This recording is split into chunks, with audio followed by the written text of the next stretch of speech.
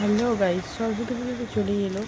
আজ আমরা চলে এসেছি নপাড়ার একটু যেখানে ঠাকুর তৈরি হয় সেখানে।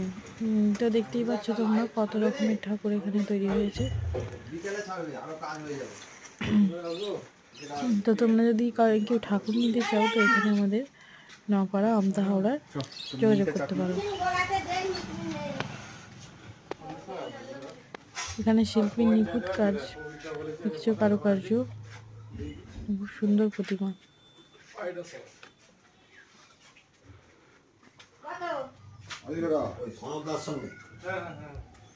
তো সরস্বতী পুজোর আগেই তোমাকে মায়ের দর্শন করালাম তোমাদেরকে, তো কেমন হয়েছে তো জানিও প্লিজ।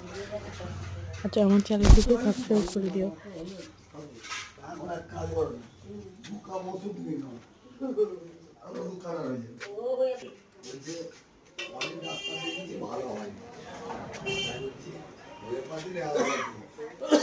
সাদা সাদা ছোট ছোট ছোট ছোট